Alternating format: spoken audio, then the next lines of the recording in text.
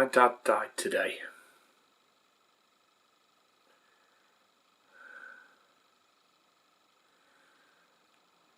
My dad died 6 hours ago. Of all the frivolous and stupid things that I've put on this channel, it somehow felt wrong to not mark this day. To not talk about these moments. I'm sitting alone, by choice. My family are at the family house. It's going to be like Grand Central Station over there. It's too much. Instead, I'm here. I've got my own place. I'm tidying up, keeping busy. Family are driving down. It's going to be stressful. It's going to be stressful. It's going to be a lot to take in, and people are going to need a place to go. That's what this is. This is going to be the place they can go if they need to get away. Somewhere they can come and sit where it's quiet, where there isn't a house full of crying people, where they can just breathe easy. That's what I'm going to offer. That's how I'm going to help. How am I handling it? I've not even started.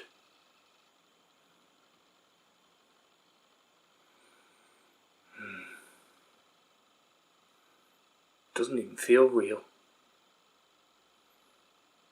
It's surreal. It's stupid. It's a concept that doesn't make sense. I wasn't there. I wasn't at the hospital. I hadn't seen him for a few days. So, last time I saw him was last Tuesday, I think. Or was it later than that? Last Tuesday, he took me to my dentist appointment. I think he may have dropped something off for me on Thursday.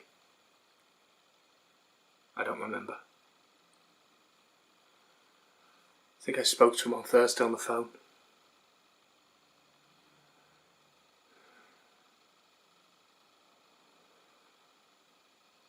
But it was a normal week. I don't see him every day. I see him every now and then. 2 or 3 times a week. Speak to him, every 2 to 3 days.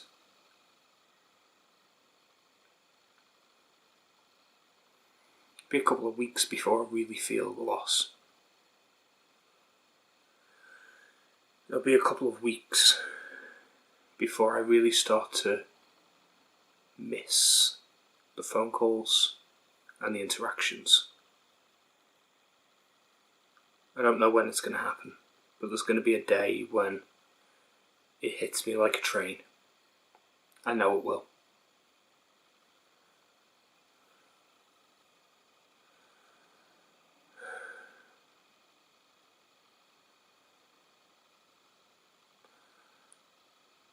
I didn't expect this to be my reaction.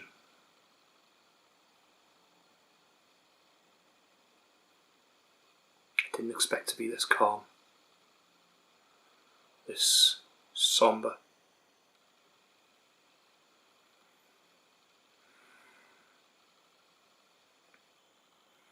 It's an experience I knew was coming. I've been expecting it for years. I'm almost 40.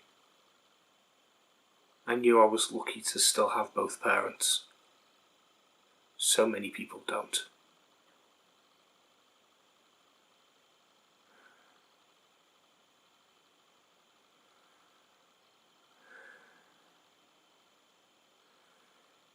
I'm not sure why I'm recording this. I'm not sure if this is helping. I just felt the need to do it. I felt a need to talk, and I live alone. So I'm talking to you.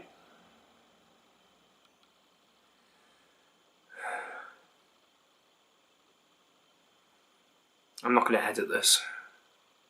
I've got a template.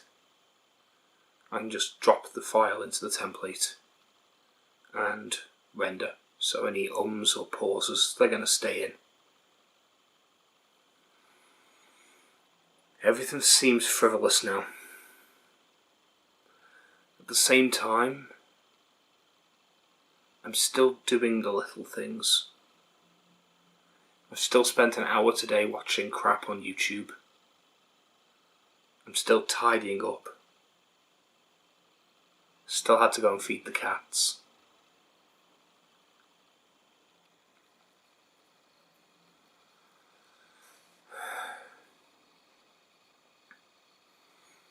I'm not sure. I'm just not sure what I should be feeling.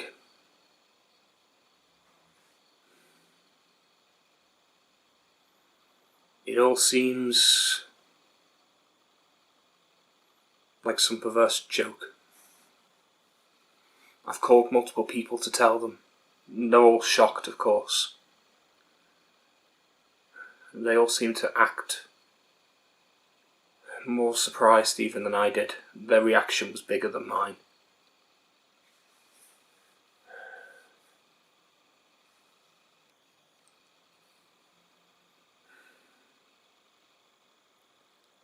I've come to realise that I've grieved before. I've grieved for ideas, for concepts, for pets. Never an immediate family member. I put up a video about the Queen recently, and I got upset, quite upset, at the concepts and the ideas and what she represents. I've grieved for lost pets. I've cradled them when they died, and I sobbed and cried, and then I slowly got over that feeling, and the next day it was a sad reminder, but I moved on. And whilst the pet was something I missed, it was that day that the grief happened, and the next day was another day. I didn't not miss them. I still think about them, even now, years, decades later.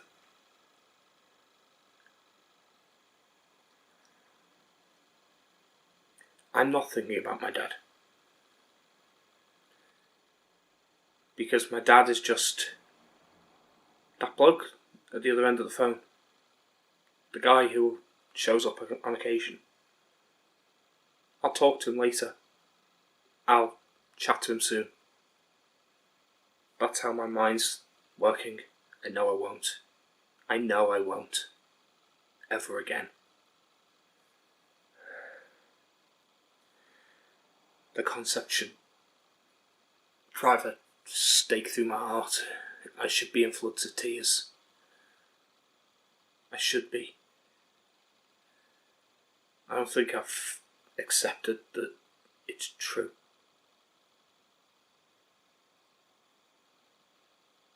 I know I've not accepted that it's true.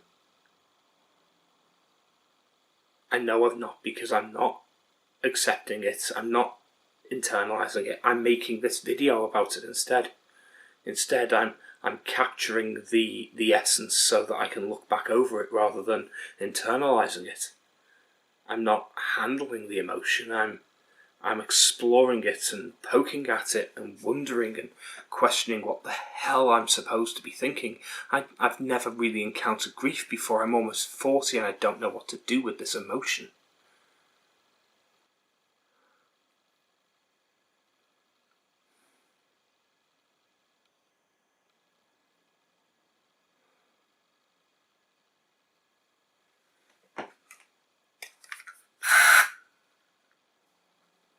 bloody fly.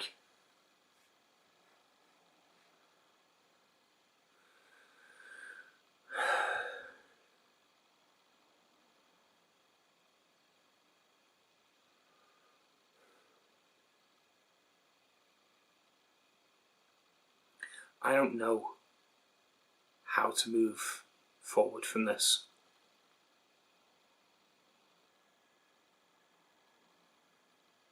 And I know this isn't special. That pretty much every single person watching this will have felt this before. And if you haven't, you will. And I've not felt it yet. I'm going to feel it. This is the day of confusion.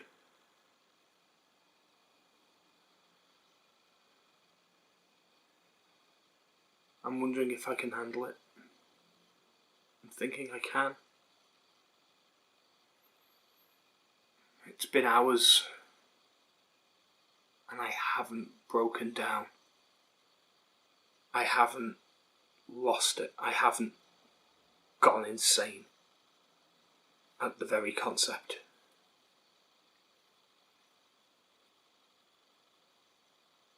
And if there's ever a concept that's worthy of going insane at, it's the existential dread of oblivion that is death.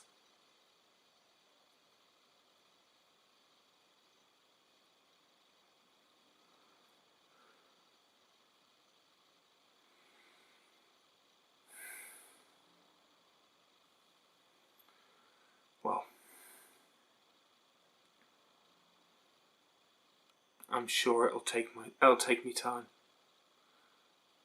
I'm sure I'll go through multiple stages. There's the stages of grief, aren't there? The 7 stages of grief. I don't remember what they are.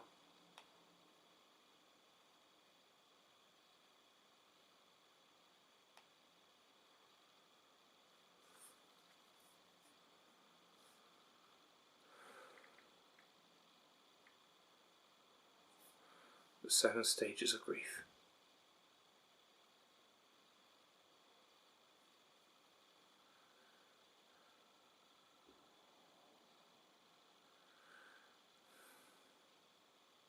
Oh. According to this, there's 5 stages of grief. Denial, anger, bargaining, depression, acceptance. The 7 stages: shock and disbelief, denial, guilt, anger, bargaining, depression, loneliness, reflection, reconstruction, acceptance. It's just an expanded version of the 5 stages.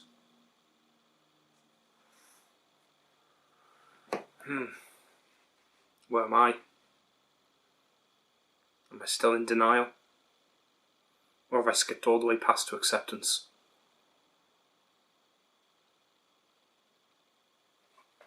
Oh hell. If the 7 stages are true, am I still in shock and disbelief? Do I have all 6 of the rest still to come? I said it doesn't feel real. 1. Shock and disbelief. 2. Denial. 3. Guilt. 4. Anger and bargaining.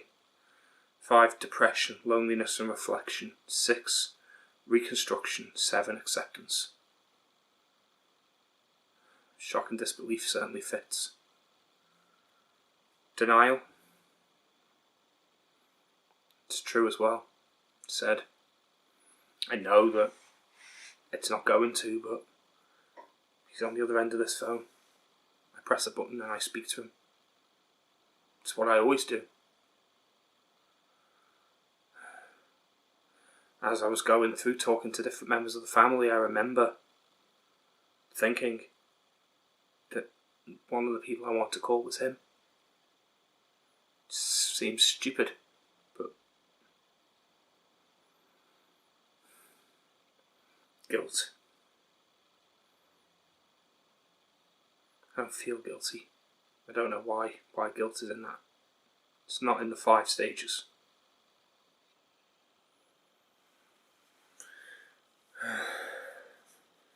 Anger. I could definitely see that. I expect to feel angry.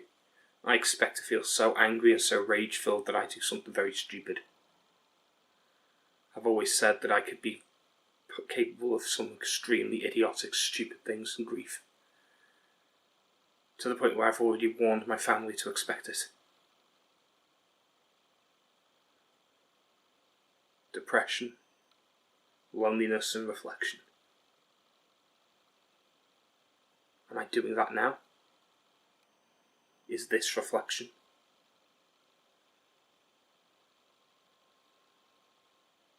No way I can be all the way through the stages this quickly. 7 is acceptance. I don't know. He was quite ill a few years ago.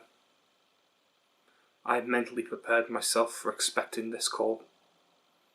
A couple of years back, I was preparing myself for this call.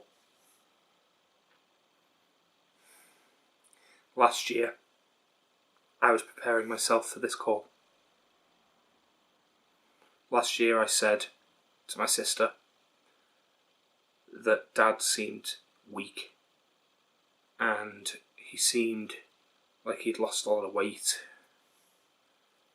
He seemed frail, and that we should expect that call from Mum, that he didn't wake up this morning. And we spoke on it.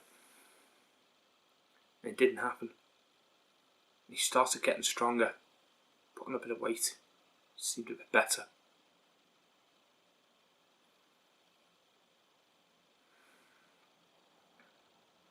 This was sudden. Heart attack. Not unsurprising, but much more sudden. He wasn't necessarily a well man, but he wasn't ill either. He was only in his early 60s.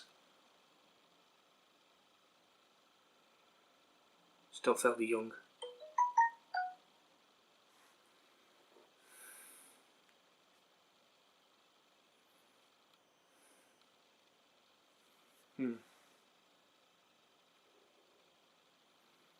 Well,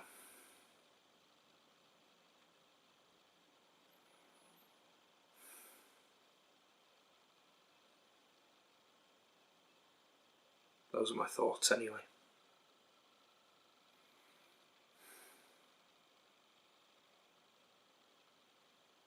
I don't even know if I'm going to upload this. Or if I do, I might leave it private.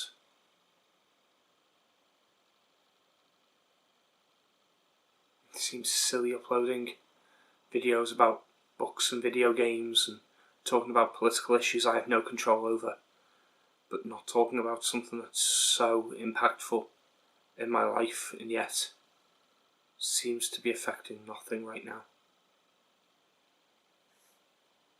Nothing's changed.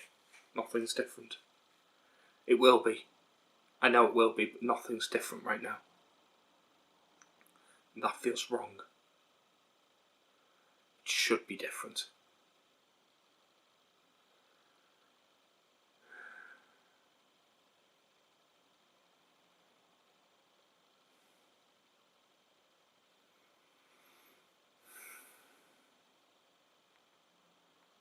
Grief's a brand new experience for me.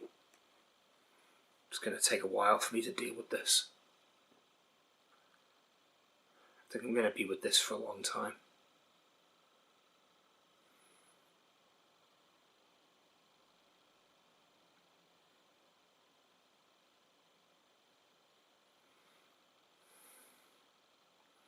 My dad died today. We didn't always get on. Clashed a lot. We had personalities that rubbed up against each other. He never listened. Kind of an arrogant prick at times, actually. But then so am I.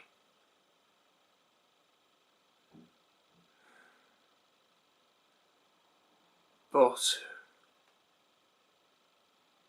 I couldn't ask for a better father.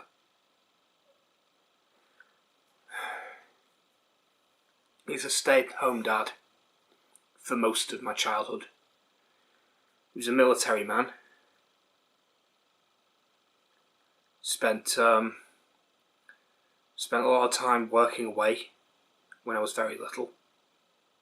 And then he worked for himself, self-employed as a painter, decorator, mechanic, plumber, various other different trades. And then when my mum decided to pursue a career in nursing, he became a house husband, and he dealt with the home. He did all the cooking, the cleaning, and he basically raised us. He was always very good with kids, though he had a temper.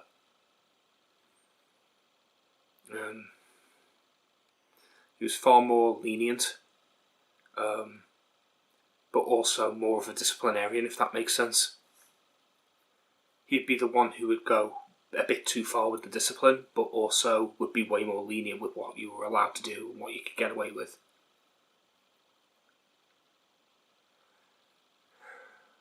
We didn't get on. We didn't have hobbies in common. He wasn't really a fan of video games or fantasy or sci-fi. We didn't really watch the same films. I didn't have any interest in antiquing or car boot sales. I didn't care about cars or mechanics or anything like that. He rebuilt classic cars and motorbikes. My brother was much more on his level. My brother would go along with him and go to the car boot sales and the antique shows and the auction houses, and he'd help him rebuilding engines, things like that. He was very hands-on. I didn't care for any of that. We didn't have much in common. And yet sometimes we'd have moments where everything would click. We would sometimes share a moment where our sense of humour would align. We enjoyed sitcoms and we enjoyed stand-up comedy. That's something we both shared. And we could sit there watching sitcoms for hours or stand-up comedy and would both be bawling laughing, and it was great. Even though we didn't have much in common and we didn't get on that well, we would argue. If we were together for more than 2 hours, there'd be an argument because we had different opinions. And he had a tendency to watch whatever news came on whatever channel he was watching and just assume they were telling the truth. He'd be very easily led by corporate news. So if the news told him that one politician was evil, he would swallow it hook, line and sinker, and then he would repeat it and regurgitate it and get very angry if you told him he was wrong. So it was very difficult to talk about news or politics around him because he would just swallow whatever the mass media told him. He had a little bit of Trump derangement syndrome at one point.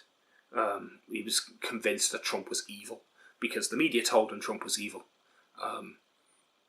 So that's an example of the kind of thing that got in the way.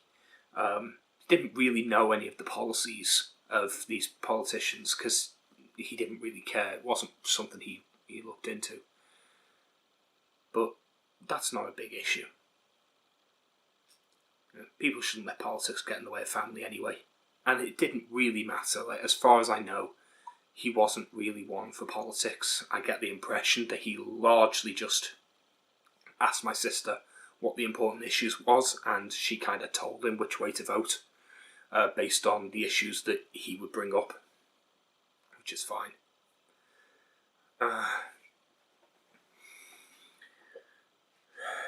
He was a good, generous man.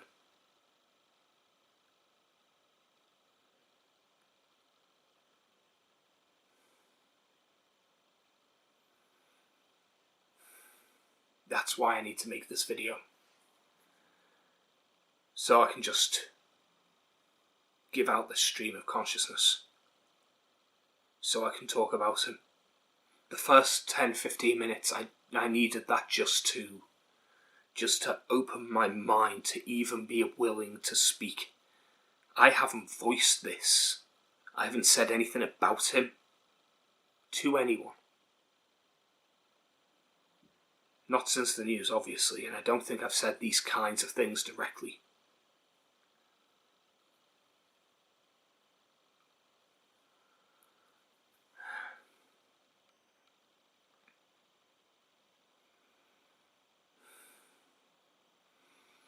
My dad was the family patriarch. Our home is like Grand Central Station. It is now. Now that people are hearing that he's gone, it's going to be like that now. But it was when I was a kid. All the neighbours would come to him. Everyone wanted a favour from him, or to hear some news from him, or just to chat and pop in for a coffee. He was well known. All the neighbours seemed to know him. Everyone seemed to get something from him, whether it was just a little bit of a favour here, a tit for tat kind of favour, or whether or not he was doing a bit of an odd job there. He was a house husband and looked after us as kids, but he never really stopped working. He'd always have an odd job on. He was always fixing someone's car there or painting someone's bathroom here. And he was doing that right up until a few years ago, when my mum basically told him to stop it, pack it in. You're getting old now, and you need to relax.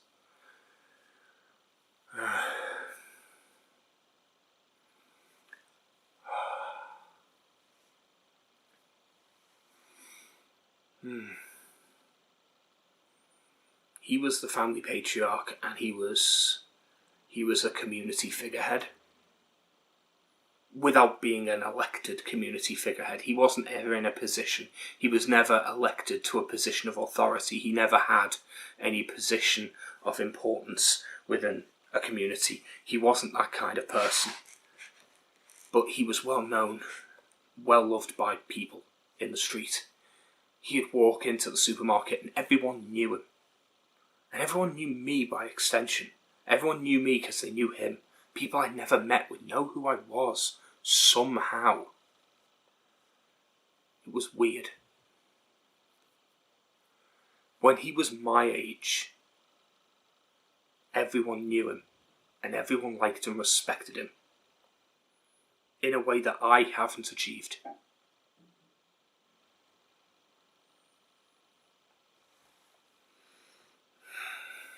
When he was my age, he had a teenage son, me. Because he was 62, I believe. Yes, 62. So that makes him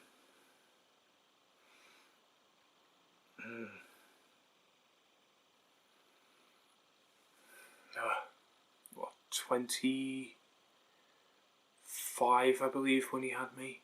Something like that. Maybe 26. He'd just turned 26.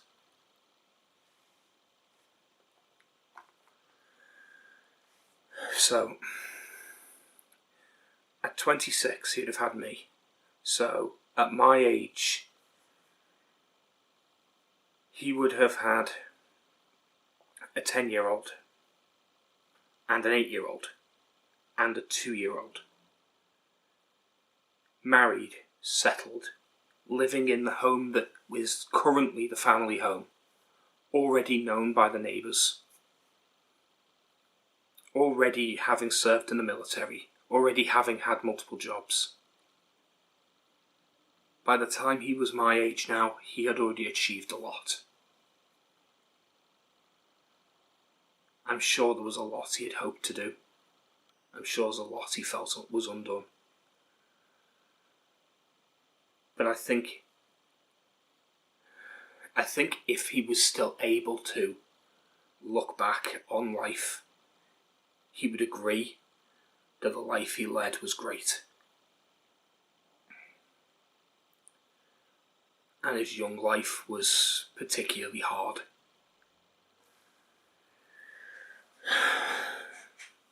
He, as a young man, nursed his mother through cancer. She died before I was born. He had to look after his sisters, and that was very hard. I was still a baby during this time, and him and my mum ended up fostering one of his youngest sisters because of the stupid regulations in foster care and because they were so poor when they were growing up. They fostered his youngest sister, but because of foster care regulations, she couldn't be associating with anyone who had any history with drug use or homelessness or any contact with anyone with a criminal record or anything like that. Which meant that because his oldest sister was too old to be in foster care and didn't have anywhere to live and was technically now homeless and had friends who had criminal records, the older sister wasn't allowed to visit. So he had to cut his his younger but oldest of the lot. He had to cut his younger sister out of his life in order to protect his youngest sister, even though she was still a teenager and homeless. But if he hadn't done that, social services would have taken away his youngest sister. So he had to make that hard choice whilst a newlywed couple with a baby. And he did it anyway. He did that. He looked after his family as best he could. And that younger sister who was homeless, she was fine. She still landed on her feet. She's had her problems. She's gone through hardships, and it's not been easy for any of my family. My family have been on hard times many, many times. And that older sister of his, she struggled. She really struggled. And I still remember the story of the day when she wasn't allowed in the house. Because my dad told me this story. She wasn't allowed in the house. But it was the first Christmas that I would have been there. And she had no money. She's homeless. She stopped by. Now, if they'd let her in the house, social services would have taken away his youngest sister. But she came to the door and she gave him a hug and wished him a Merry Christmas and all that. And she handed him not a present for him, but a small present, just a little bag of sweets for me. I was a year old, because I was the only baby at the time. It was the only thing she could afford. That's the level of closeness that this family had. As they got older and they were able to settle, his sisters really, really leaned in on him and depended on him. They were all very kind. It's a very loving family.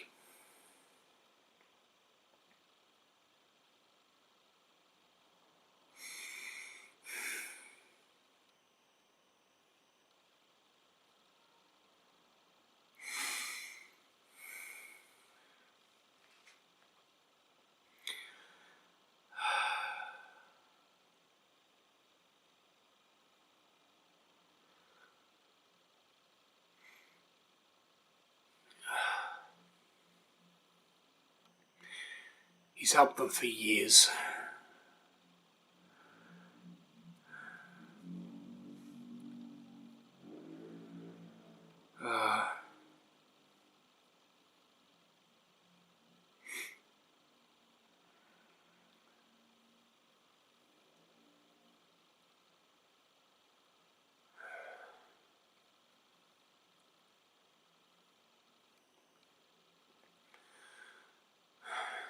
Whenever he could, he's never had anything really, but he's always tried to do something to help his sisters, to help me, my sister, my brother.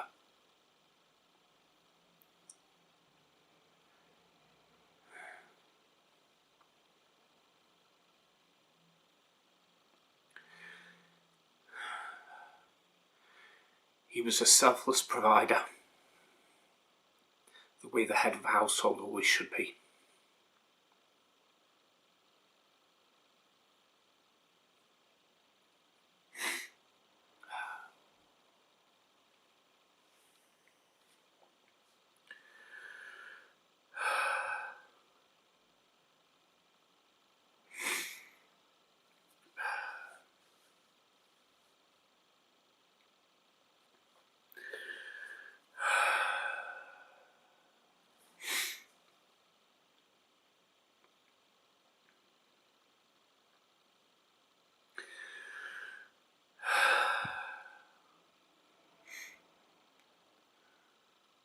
Thanks for listening.